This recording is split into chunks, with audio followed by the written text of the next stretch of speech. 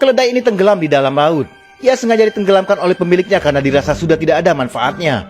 Perlahan Pino pun mulai lemas karena kekurangan udara. Namun tiba-tiba segerombolan ikan-ikan kecil mendekatinya. Lalu ikan itu mengelilinginya dan mengitarinya hingga akhirnya berkerumun menutupi seluruh badannya. Ikan-ikan itu berputar. Pemilik sirkus menyadari sesuatu setengah terjadi. Lalu tiba-tiba Pino muncul. Ia sudah kembali menjadi boneka kayu.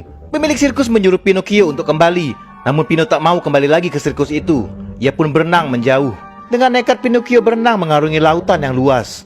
Tiba-tiba seekor ikan paus besar muncul. Pino pun berteriak ketakutan. Ikan paus itu membuka mulutnya, lalu menelan Pino hidup-hidup. Kini Pino berada di dalam perut ikan paus itu. Ia berteriak-teriak meminta tolong. Seekor ikan muncul lalu berkata kepada Pino bahwa percuma saja ia berteriak minta tolong. Tidak akan ada orang yang bisa menolong mereka. Ikan tuna itu berkata bahwa mereka hanya bisa menunggu sampai mereka dicerna oleh perut ikan paus itu. Namun Pino menolak untuk dicerna. Pino lalu melihat cahaya di ujung perut ikan paus itu. Lalu ia pun pergi untuk mengeceknya. Ternyata itu adalah Geppetto, ayahnya. Geppetto seakan tidak percaya melihat Pinocchio. Mereka lalu berpelukan. Sudah lama sekali Geppetto tidak melihat Pinocchio.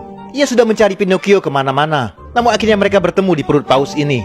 Pinocchio mengajak Geppetto untuk kabur dari perut paus itu. Lalu mereka pun pergi menuju ke mulut ikan paus itu. Dalam keadaan tertidur ternyata mulut paus itu sedikit terbuka. Pino lalu mengajak Geppetto untuk keluar melalui mulut itu. Tapi ternyata Geppetto tidak bisa berenang sama sekali. Pinocchio berusaha meyakinkan Geppetto bahwa ia akan menolongnya karena ia pandai berenang. Akhirnya setelah berhasil meyakinkan Geppetto, mereka pun keluar dari mulut ikan paus itu. Sambung di part berikutnya tetap di Snack Video.